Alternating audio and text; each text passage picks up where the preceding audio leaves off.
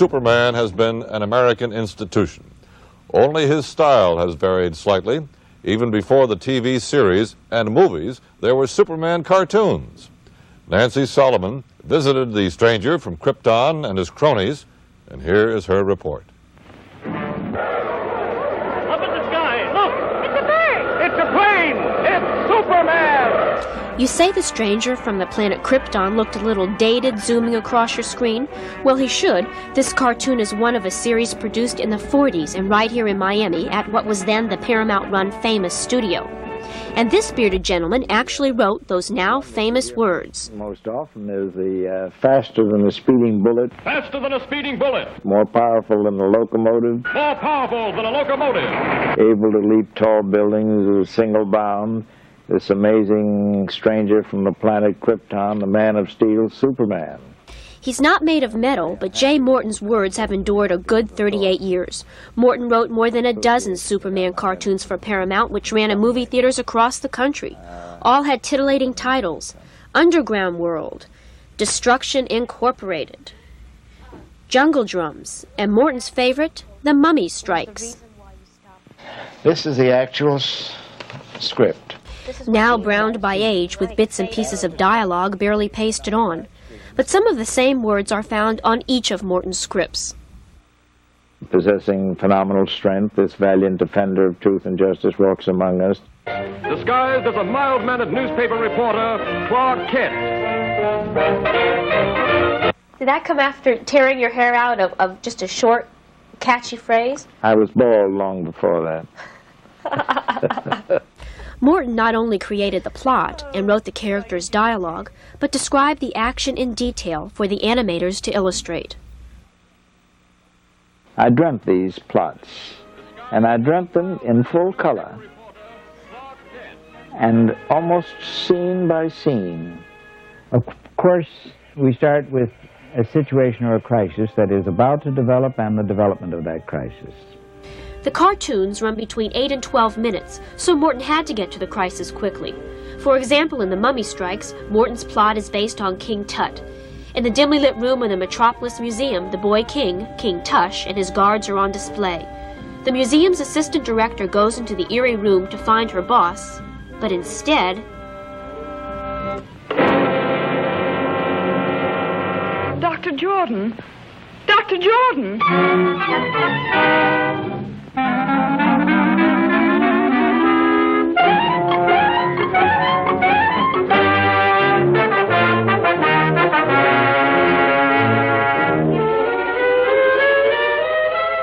Create the dilemma, resolve the dilemma, full of action, pack as much action as we could into that. Reading from the script, Morton continues. Kent speaking. Kent speaking. Hello, Daily Planet.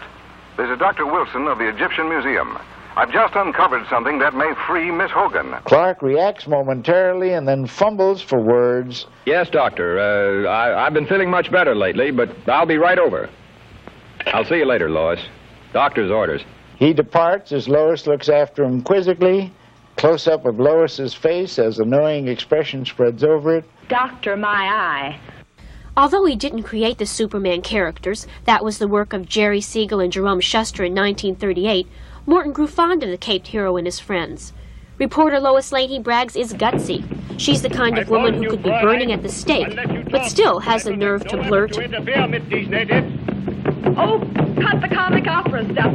And she didn't need ERA to do it.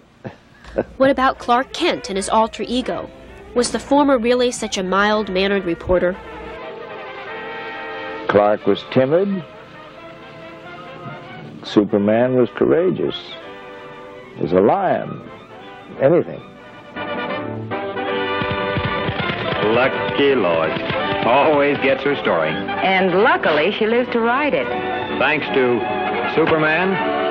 It always amazed Lois that Clark was knocked out of the box and either became unconscious or ran off or hid somewhere, and suddenly Superman would appear.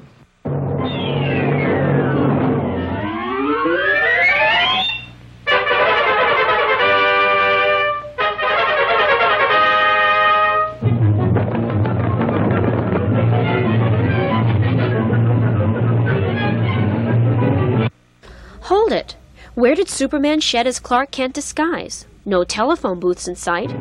Morton claims this is the part of his script that called for a little ingenuity. Consider how dull phone booths are compared to changing rooms like this.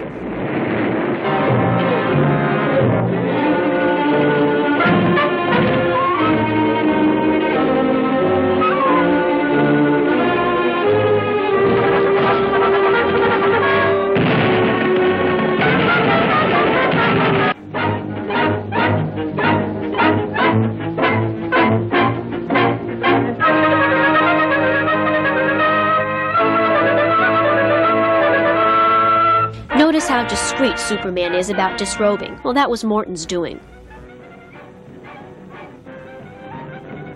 I wanted to preserve some modesty about him. I never, you may recall that in all of those pictures, no one has ever seen Superman removing his trousers.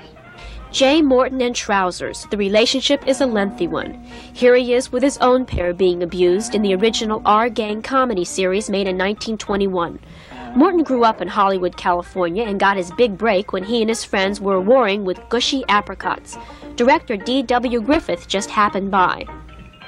And he got caught in the crossfire of apricots, and the car was spattered. Griffith took a liking to Morton and his friends, and in a Hollywood fairy tale come true, put them in the movies. But like his parents in the newspaper business, Morton's forte was writing. He used this skill and his aptitude for drawing when working on Superman cartoons. For instance, he found shadows were easy to illustrate and literally worth 1,000 words. When the watchman pulls that switch tonight, the whole place will...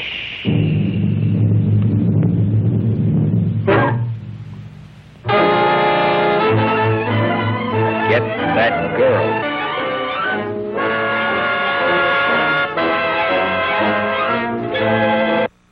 As much as Morton enjoyed his work, after 4 years he broke loose of Superman's grip to start the home news of Hialeah and Miami Springs. His reason? A little boy in a New York tenement. I think he lived on the 4th story of a tenement house, and he actually did jump off the fire escape. Both of his legs were broken, and his body was pretty much crushed. He wasn't killed, but he was crippled for the rest of his life.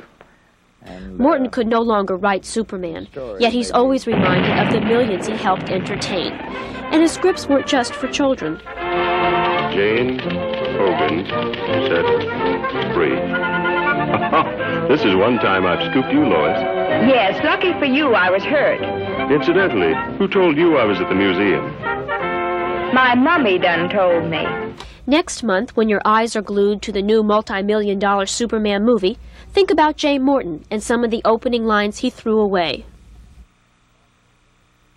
faster than a streak of lightning, more persistent than the pounding sea, mightier than a roaring tornado.